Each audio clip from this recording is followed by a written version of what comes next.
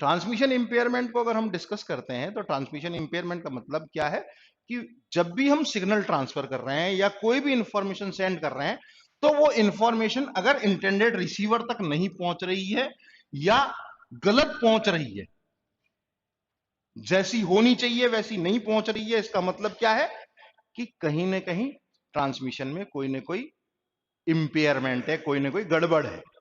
अब वो गड़बड़ किस तरीके की है कि इसकी 3 कैटेगरी हमने डिफाइन कर रखी है। पहली कहलाती है एटीन्यूएशन,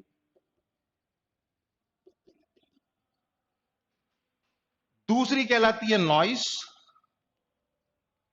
तीसरी है डिले डिस्टॉर्शन।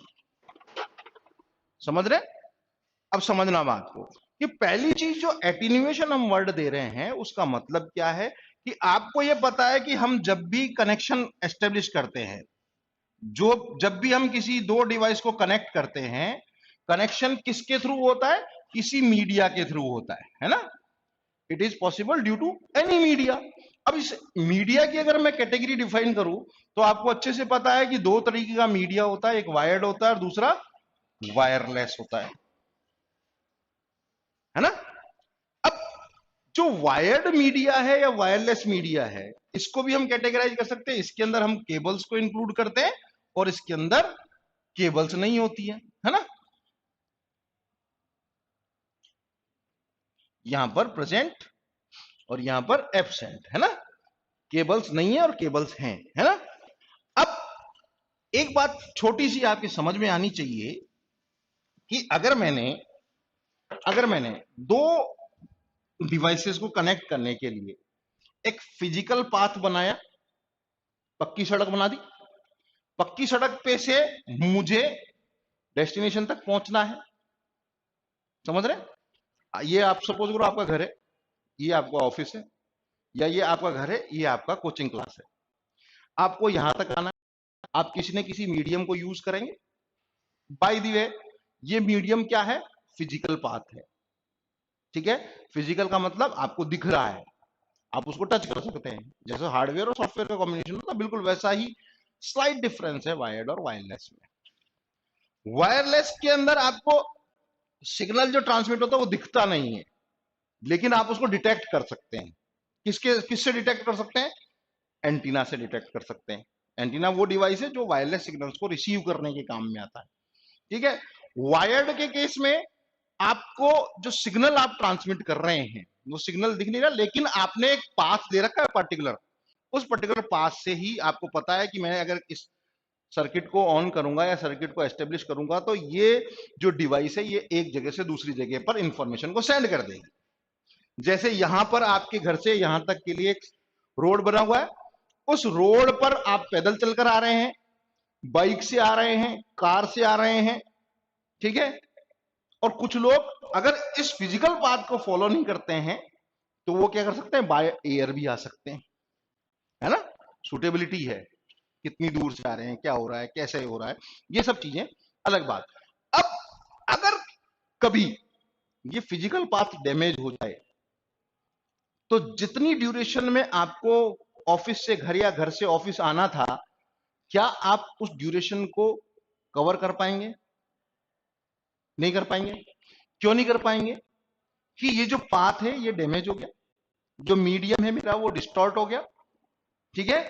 जो मैं इंफॉर्मेशन फैच करना चाह रहा हूं वो इंफॉर्मेशन मेरे तक प्रॉपरली नहीं पहुंच रही। ठीक है?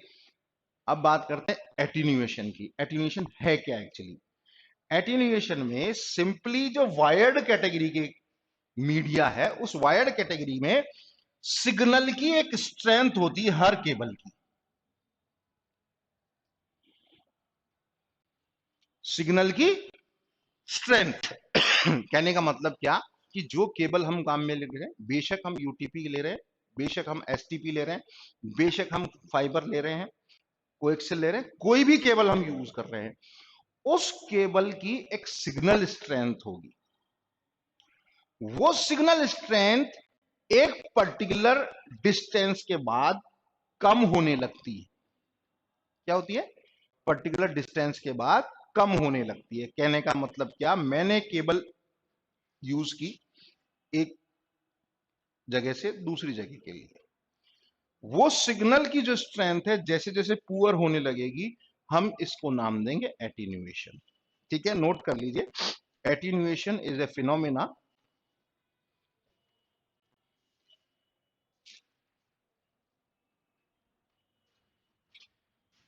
which is associated with signal quality, which is associated with signal quality। यानी हम इसको सीधे सीधे शब्दों में कहें तो पुअर सिग्नल क्वालिटी का मतलब एटीन्यूएशन है। पुअर सिग्नल क्वालिटी का मतलब एटीन्यूएशन है।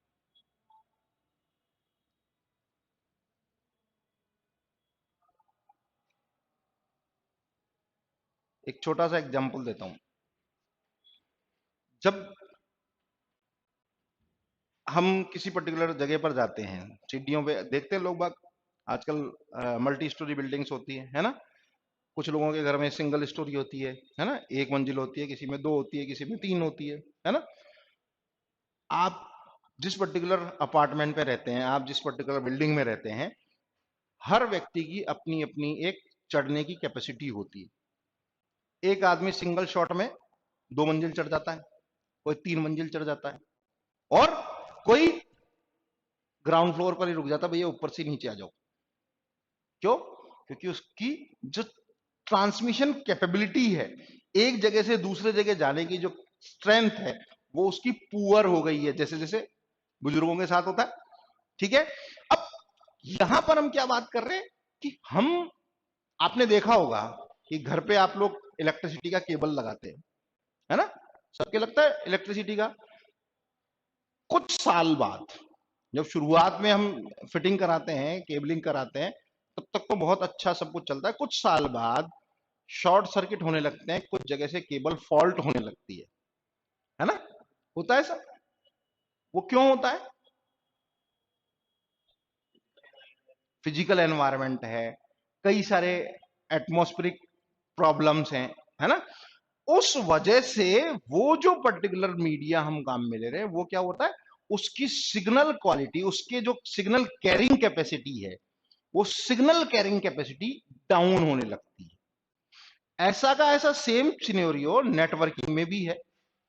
हम जिस ट्रांसमिशन मीडिया को यूज कर रहे हैं, उस ट्रांसमिशन मीडिया में अगर हम बात करते हैं, तो वो जो केबल हमने यूज किए कनेक्शन एस्टेब्लिशमेंट के लिए, उस केबल की जो सिग्नल क्वालिटी है, अगर हम पुअर क्वालिटी का केबल लेंगे तो हमको सिग्नल क्वालिटी भी पुअर मिलेगी। ठीक है, हमने बार बार डिस्कस किया है कि नेटवर्किंग का जो अल्टीमेट ऑब्जेक्टिव होता है वो क्यूओएस होता है ना। क्यूओएस का मतलब होता है क्वालिटी ऑफ सर्विस। ठीक है, ये जो ट्रांसमिशन इंपेयरमेंट की हम बात कर रहे हैं, इस ट्रांसमिशन इंपेयरमेंट का मतलब क्या, कहीं ना कहीं जो सिग्नल हम ट्रांसमिट कर रहे हैं उसकी क्वालिटी पुअर हो गई है। ये पुअर होने के पीछे के रीजन क्या है? सबसे बड़ा रीजन एटमॉस्फेयर। उसी के बेसिस पे हम इसको नाम देते हैं एटमॉस्फेरिक एटीन्यूएशन। क्या नाम देते हैं? Atmospheric attenuation. यानी कहने का मतलब क्या, एटमॉस्फेयर की वजह से सिग्नल की क्वालिटी पुअर हो जाती है, वायर्ड के केस में भी, वायरलेस के केस में भी। ठीक है, दूसरा जो रीजन है वो है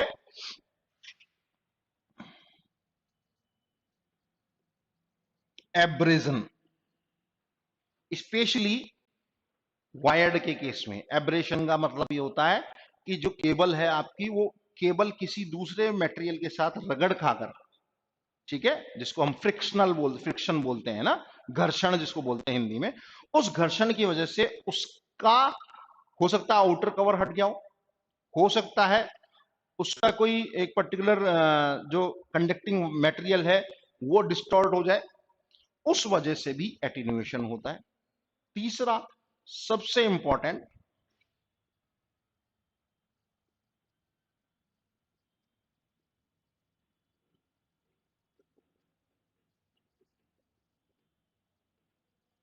फील्ड।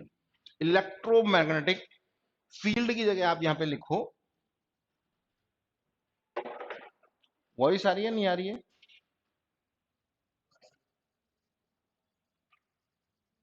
इंटरफेरेंस।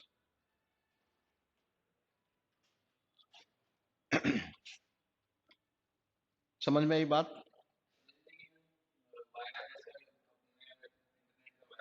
हाँ हाँ,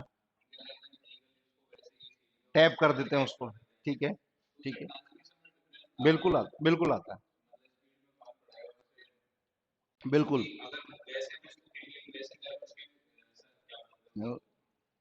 कनेक्टर के साथ हाँ, बिल्कुल बिल्कुल पड़ेगा।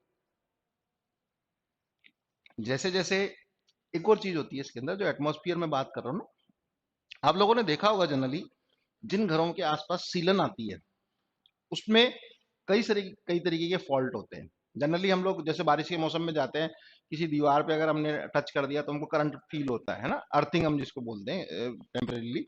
कुछ घरों में अर्थिंग होती ही नहीं है ना। तो ये सब, ये जो जनरल ट्रांसमिशन का मतलब केवल प्योरली नेटवर्किंग में नहीं है, ये हर तरीके के ट्रांसमिशन के लिए यूज किए जा सकते हैं ये वर्ड। अब यहाँ पर जो सबसे बड़ा रीजन है वो एटमोस्फियर है। अगर हम वायरलेस के केस में अगर देखें तो आप देखते होंगे कि जब भी आप हमने बेशक डीटीएच की सर्विसेज को हम लेते हैं, डीटीएच की फुल फॉर्म बता सकते हैं? डायरेक्ट टू होम, शाबाश।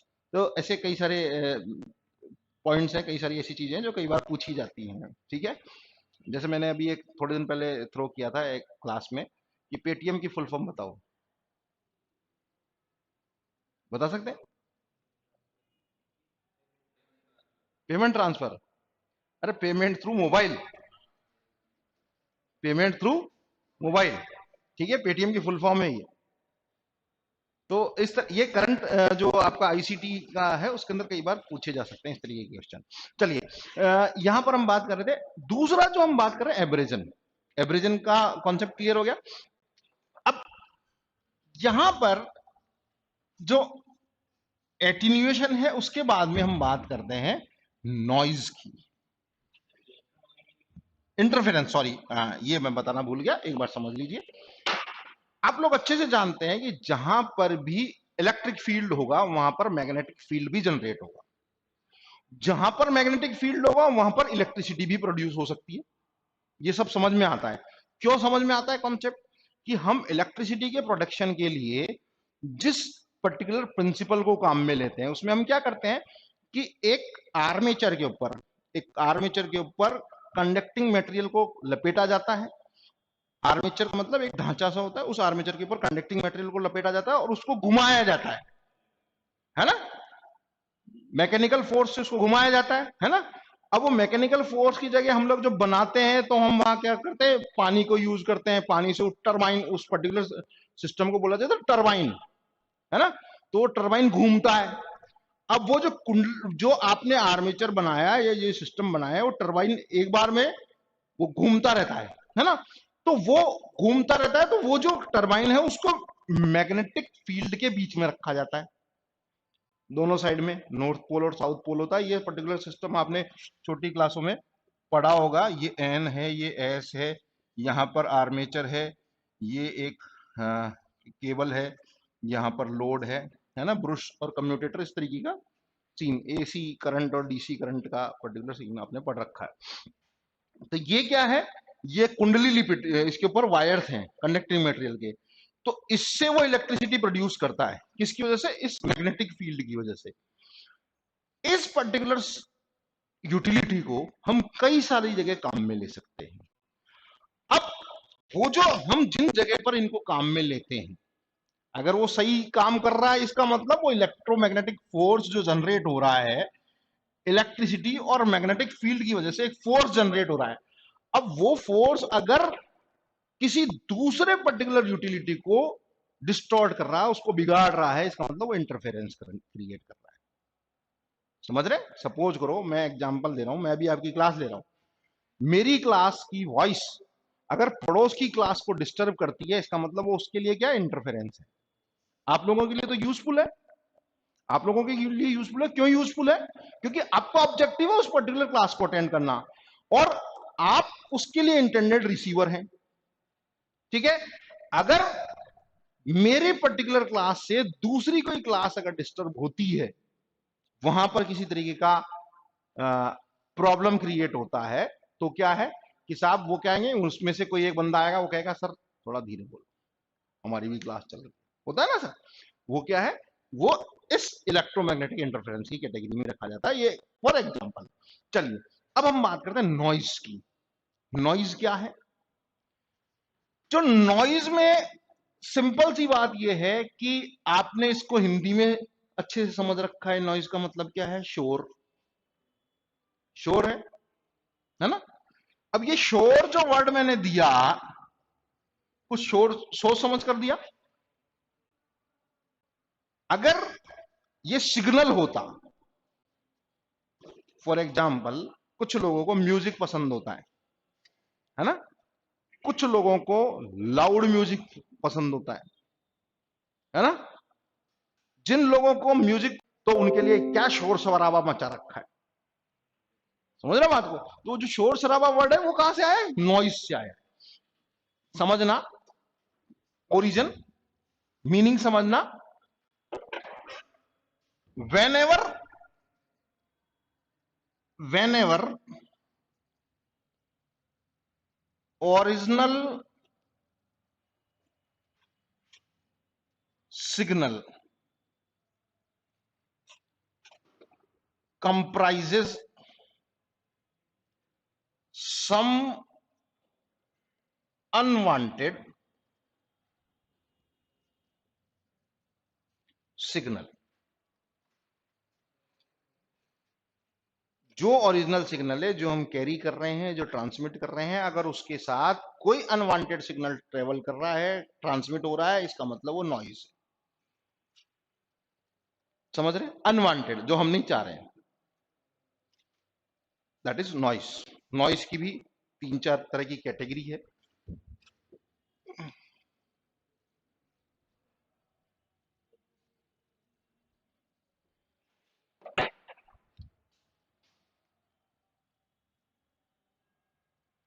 Thermal noise. Thermal noise, thermal noise का मतलब क्या है? जो हीट की वजह से प्रोड्यूस हो रही है।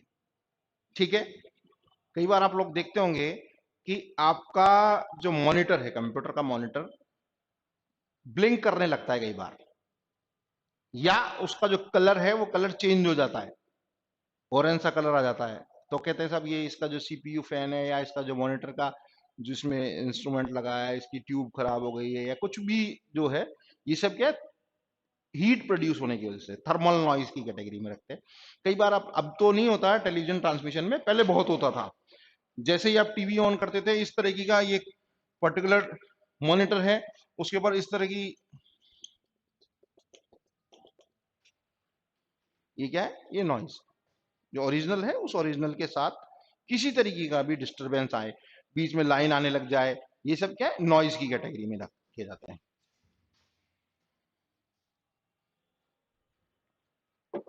एक और इंटरेस्टिंग नॉइज की कैटेगरी में मैं रखता हूं उसको, वो कहलाता है क्रॉस टॉक। क्रॉस टॉक का मतलब क्या है?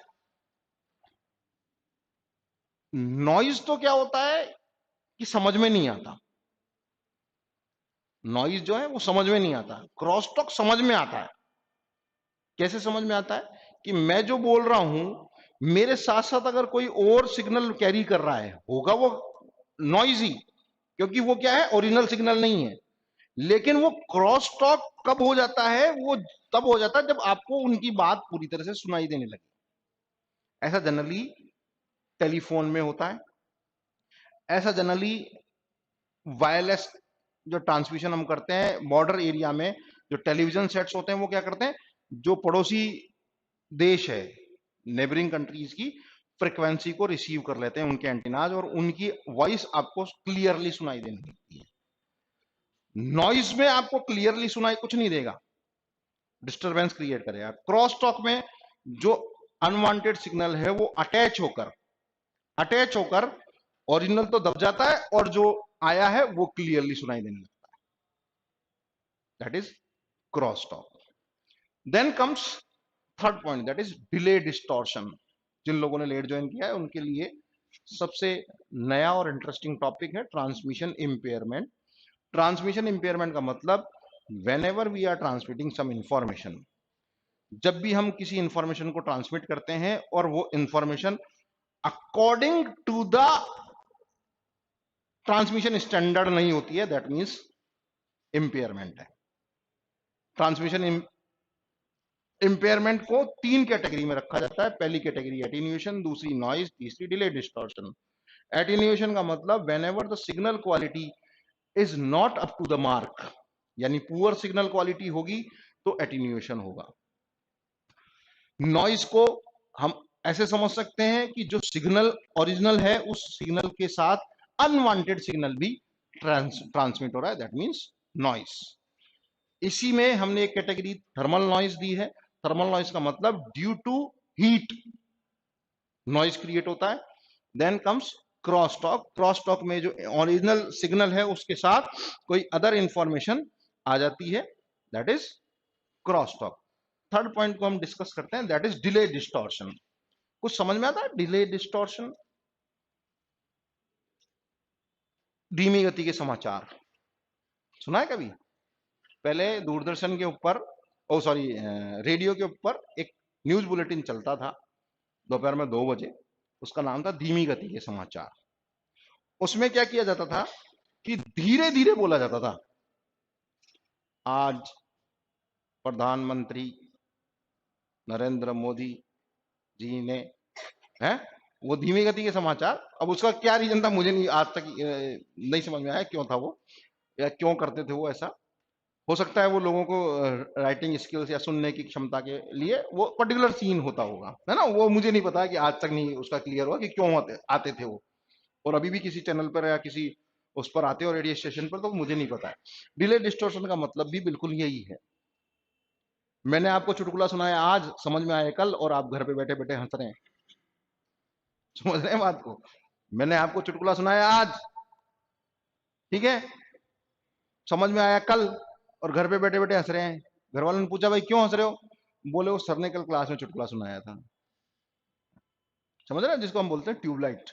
ये बोलते हैं ना ट्यूबलाइट का मतलब, अरे तेरे कुछ समझ में नहीं आता, तो ट्यूबलाइट ही है क्या? ट्यूबलाइट का मतलब वो धीरे धीरे जलती है, लेकिन अब क्या एलईडी का जमाना है ना, तो खट स्विच ऑन किया तुरंत जल जाती है।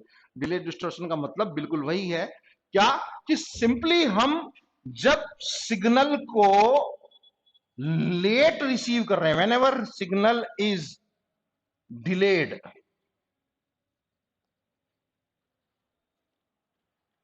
सिग्नल रिसीवर तक लेट पहुंचेगा। समझ रहे हैं? That is delay distortion. Clear? तीनों किसी को पूछना है? हाँ हाँ, देखो सिंपल सी बात ये है, देखो ऐसा है, आप जिस भी पर्टिकुलर उसको यूज कर रहे हैं, किसी भी केबल को आप यूज कर लो, आप उसके अंदर कंडक्टिंग मटेरियल तो यूज कर ही रहे हैं, ठीक है। और कंडक्टिंग मटेरियल है तो ऑब्वियसली उसके अंदर ये फिनोमेना तो होगा कि वो इलेक्ट्रिसिटी का कंडक्टर होगा। किसी न किसी रीजन से कहीं ना कहीं वो केबल फॉल्ट हो गई है, इस वजह से जो सिग्नल है वो सिग्नल उस केबल से बाहर आपको फील हो रहा है। बिल्कुल होता है, बिल्कुल होता है, हम उसको डिनाई नहीं कर सकते हैं। सारे डीटीएच फेल हो जाते हैं, इसलिए हम क्या करते हैं, उसके ऊपर एक छतरी और लगा देते हैं। कुछ लोग बोले एक छतरी लेके बैठ जाओ छतरी के ऊपर, है क्यों? मैच देखना है ना। तो कहने का मतलब क्या, ये जो पर्टिकुलर सीन है इसको हम लोग, ये जो डिले डिस्टॉर्शन है ये केवल गाइडेड मीडिया में होता है, अनगाइडेड में नहीं होगा। ध्यान रखना, नोट कर लो इसको। Delay distortion is only in guided media.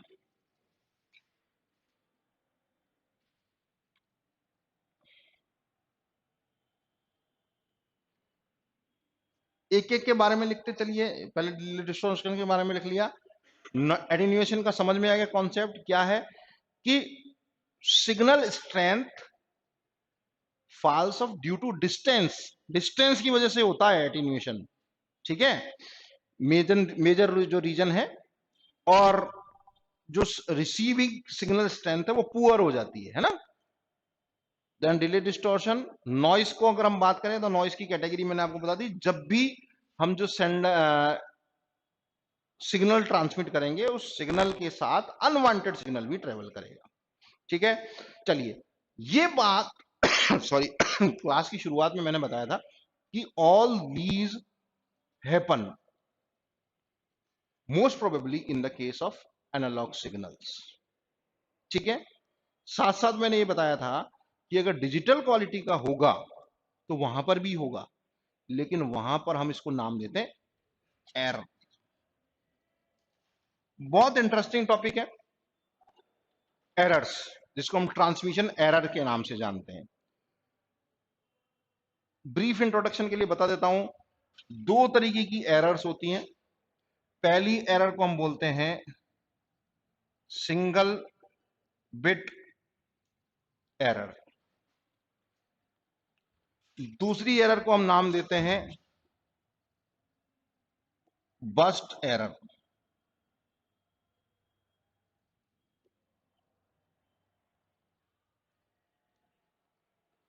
Single bit का एरर का मतलब सिंपली आपको पता है कि हम डिजिटल सिग्नल अगर ट्रांसफर कर रहे हैं तो डिजिटल सिग्नल में हम क्या कर रहे हैं, बिट्स को ट्रांसफर कर रहे हैं, बिट्स ही तो ट्रांसफर कर रहे हैं।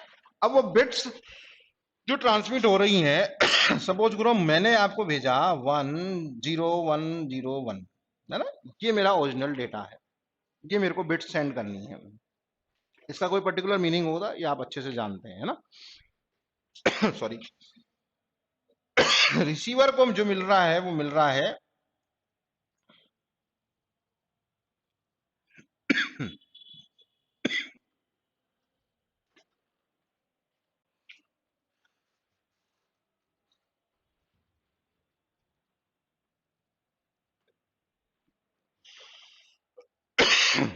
सॉरी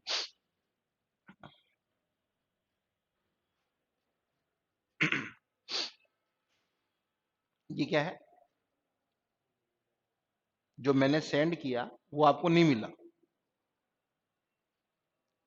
बिट चेंज होगी, सिंगल बिट चेंज होगी। हो सकता है एग्जांपल मैंने गलत लिख दिया, वो देख लेना आप। यहां पर जैसे ये 0 है या 1 है, 1 है, यहां जो 0 था वहां 1 हो गया, देन 1 है, देन 0 है, देन 1 है, ठीक है। तो इसको बना ही देते हैं तरीके से, ये 0 है, ये 1 है, देन 1 है, ये 1 है, 0 है, 1 सॉरी, क्लियर। ये कहलाता है single bit error. Burst error में क्या होगा,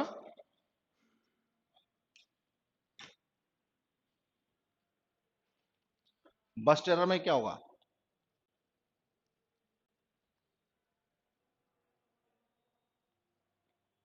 है मल्टीपल बिट्स चेंज हो जाएंगी, इसलिए इसको बस्ट एरर बोलते हैं। इसके इनको और डिटेल में डिस्कस करेंगे। इसके कई सारे पता लगाने के तरीके होते हैं कि एरर क्या हो रही है, जिसको हम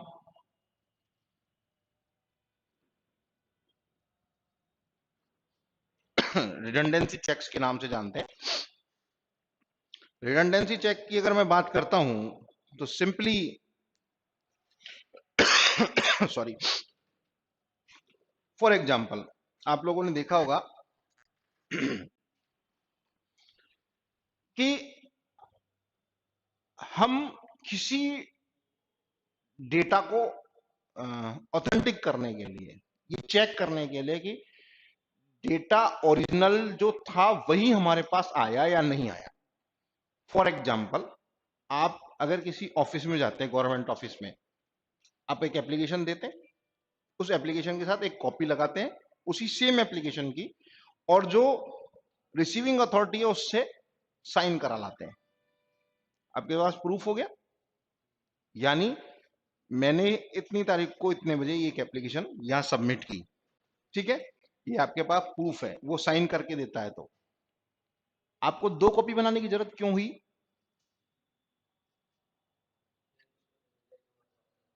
एक हमारे पास रखने के लिए, है ना। हम यहां पर जो डेटा सेंड करते हैं उस डिजिटल डेटा के केस में जो हम ट्रांसमिशन कर रहे हैं, उस ट्रांसमिशन में हम एक बिट ऐड कर देते हैं। वो बिट रिडंडेंट बिट कहलाती है। रिडंडेंट बिट कहलाती है। रिडंडेंसी का मतलब समझते हैं? रिपीटेटिव, है ना, रिपीटिशन जिस भी चीज का हो रहा है वो रिडंडेंसी है। इसके बहुत सारी कैटेगरीज हैं जिसको मैं आपको नाम लिख देता हूं, अगली क्लासेस में हम उनको डिस्कस करेंगे। एक कहलाता है एलआरसी, एक कहलाता है वीआरसी, एक कहलाता है सीआरसी। पहले का नाम है longitudinal redundancy check.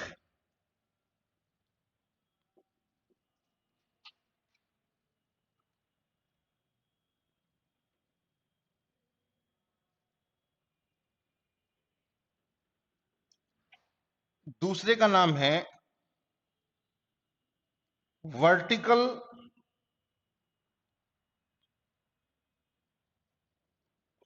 Redundancy check.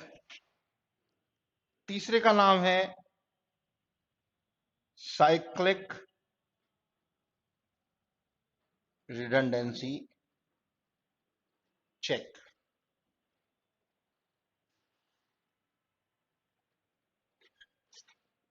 इन सब को हम नाम देते हैं एरर डिटेक्शन टेक्निक्स और मेथड्स, ठीक है। चौथी जो चीज हम डिस्कस करेंगे, हाँ हाँ, साइक्लिक, सी वाई, सॉरी मैं वाई क्या है कुछ कुछ लिखते लिखते कई बार डॉक्टर्स की जैसी सिग्नेचर्स हो जाते हैं, सॉरी डॉक्टर्स, है। पर्चा केवल वही समझ में आता है जो डॉक्टर लिखता है ना, केवल उसी केमिस्ट को समझ में आता है। क्यों समझ में आता है? सब जानते हैं। चलिए कोई बात नहीं। एरर डिटेक्शन टेक्निक्स की बात कर रहे हैं। 3 टेक्निक्स हैं। पहली एलआरसी, लॉन्जिट्यूडिनल रिडंडेंसी चेक। दूसरी है वर्टिकल रिडंडेंसी चेक। तीसरी है साइक्लिक रिडंडेंसी चेक। चौथी जिस चीज को हम लोग डिस्कस करेंगे, डिजिटल एरर्स या डिजिटल डेटा में जो एरर्स होती हैं उनको हम नाम देते हैं इंपेयरमेंट्स, उनको हम नाम दे रहे हैं। चौथी जो टेक्निक होती है जिसको हमको बहुत अच्छे से डिस्कस करना चाहिए, that is known as checksum. Checksum एक वो एरर तरीका है जिससे हम वर्स्ट एरर्स को डिटेक्ट भी कर सकते हैं और करेक्ट भी कर सकते हैं। ये यानी हम ये कहें चेकसम को, तो चेकसम ऐसी टेक्निक है जो डिटेक्शन भी करती है और करेक्शन भी करती है। इनमें से कोई भी करेक्शन नहीं करती है। समझ रहे हैं? समझ में आया कॉन्सेप्ट? चलिए तो आज की क्लास के बारे में एक बार अगेन ओवरव्यू हम कर लेते हैं, क्या क्या हमने किया। पहली चीज ट्रांसमिशन इंपेयरमेंट की बात करते हैं। ट्रांसमिशन इंपेयरमेंट का मतलब वो टेक्निक या वो प्रॉब्लम कह सकते हो आप कि जो सिग्नल हम ट्रांसमिट कर रहे हैं वो सिग्नल हमको ओरिजिनल नहीं मिल रहा है, ठीक है। जो मैसेज आपको कन्वे करना चाहिए वो मैसेज आप तक नहीं पहुंच रहा है, पूरा नहीं पहुंच रहा है, आधा पहुंच रहा है, चौथाई पहुंच रहा है ना, देर से पहुंच रहा है। ये ट्रांसमिशन इंपेयरमेंट को जनरल बोलचाल की भाषा में हम लोग डिफाइन कर सकते हैं। 3 कैटेगरी होती है। पहली कैटेगरी एटेन्यूएशन है, दूसरी नॉइज है, तीसरी डिले डिस्टॉर्शन है। ऑलमोस्ट ये सब एनालॉग ट्रांसमिशन में होती हैं। डिजिटल ट्रांसमिशन में हम इसको नाम दे देते हैं एरर्स। एरर्स 2 कैटेगरी की होती हैं, सिंगल बिट एरर, दूसरी burst error. Single bit error में जब हम ट्रांसमिट करते हैं तो एक सिंगल बिट चेंज हो जाती है, बर्स्ट एरर में एक से ज्यादा बिट्स चेंज हो सकती है। ठीक है, ये जो एटीन्यूएशन होता है ये सिग्नल की क्वालिटी से एसोसिएटेड होता है। सिग्नल की एक डिस्टेंस के बाद सिग्नल की क्वालिटी पुअर हो जाती है। उसको दूर करने के लिए हम कुछ डिवाइसेस को यूज करते हैं, जिन डिवाइसेस का नाम लिख लीजिए। जैसे फॉर एग्जांपल सबसे पॉपुलर एनालॉग सिग्नल कौन सा है? वॉइस। वॉइस को एक पर्टिकुलर डिस्टेंस के बाद डिस्टॉर्ट होना ही होता है ना, होती है। तो उसको हम दुरुस्त करने के लिए एम्पलीफायर का काम में लेते हैं। क्या लेते हैं? एम्पलीफायर। एम्पलीफिकेशन के बारे में आप लोग जानते हैं। एम्पलीफिकेशन वो टेक्निक है जिससे हम सिग्नल को एम्पलीफाई कर देते हैं और उस डिवाइस का नाम हम एम्पलीफायर नाम देते हैं। ठीक है, आपके घर में अगर सपोज करो कोई भी अच्छा काम होता है तो आप लोग क्या करते हैं? कम लोग होते हैं तो घर घर के लोग बैठ के, है ना, और अगर सब लोगों को, कॉलोनी वालों को भी बताना बोले कि आज हमारा रामायण पाठ है, तो हम क्या करते हैं? माइक लगा देते हैं। ठीक है, सबको पता लग जाए, है ना। और नहीं तो घर में बैठे बैठे कर लेते हैं। घर में बैठे कर लेते हैं तो आपको माइक की जरूरत नहीं है, हम एम्पलीफाई नहीं कर रहे हैं सिग्नल को। समझ रहे? सपोज करो एम्पलीफायर के साथ जो प्रॉब्लम है वो भी मैं डिस्कस कर देता हूं कि एम्पलीफायर के साथ अगर ओरिजिनल जो सिग्नल है उसके साथ अगर कोई नॉइज क्रिएट हो रहा है बैकग्राउंड में, तो वो नॉइज भी एम्पलीफाई होगा। समझ रहे? नॉइज भी एम्पलीफाई होगा। दूसरा जो डिवाइस होता है वो डिवाइस एटीन्यूएशन से की प्रॉब्लम में ही हम लोग यूज कर लेते हैं, जिसको हम रीजनरेटर कहते हैं। रीजनरेटर या रिपीटर ऐसी डिवाइसेस हैं जो सिग्नल को रिपीट या रीजनरेट कर देती है। ठीक है, देन कम्स नॉइस। दूसरी जो कैटेगरी है इंपेयरमेंट की, जिसको हम नॉइस नाम देते हैं। नॉइस का मतलब यह है कि जो ओरिजिनल सिग्नल है उस ओरिजिनल सिग्नल के साथ अनवांटेड सिग्नल भी ट्रांसमिट हो जाता है। ठीक है, उसकी कैटेगरी है थर्मल नॉइज और क्रॉसटॉक उसका एक अदर एग्जांपल है। Then comes delay distortion. Delay distortion का मतलब जो सिग्नल है वो सिग्नल ओरिजिनल टाइम पर नहीं पहुंच रहा है, लेट पहुंच रहा है। अब आप सोचेंगे कि लेट पहुंच रहा है तो इससे क्या फर्क पड़ गया, पहुंच तो रहा है ना। लेकिन क्या है कि जो डिस्टेंस जितनी टाइम में उसको ट्रेवल करनी चाहिए थी उससे उसने उसको क्या कर दिया, डिले कर दिया। इस वजह से जो उसका क्या कह सकते हैं ओरिजिनल ऑब्जेक्टिव था वो खत्म हो गया। सुबह का अखबार अगर आपको दोपहर में पढ़ रहे हैं तो उस अखबार का कोई यूज है नहीं है ना, बोले ये खबर तो बासी हो गई। वही चीज यहां पर भी है। चलिए, यहां पर एरर की बात कर रहे हैं। एरर के लिए हमारे पास तीन मेथड हैं चेकिंग के लिए: LRC, VRC, CRC। LRC is for longitudinal redundancy check, VRC is vertical redundancy check, और third one is cyclic redundancy check. Fourth जो कैटेगरी है जिसको हम अच्छे से समझते हैं, ये समझेंगे आने वाली क्लासेस में, दैट इज चेकसम। चेकसम एक ऐसी टेक्निक है जो एरर डिटेक्शन भी करती है और करेक्शन भी करती है। Thank you very much for today. अगली क्लास में फिर मिलेंगे।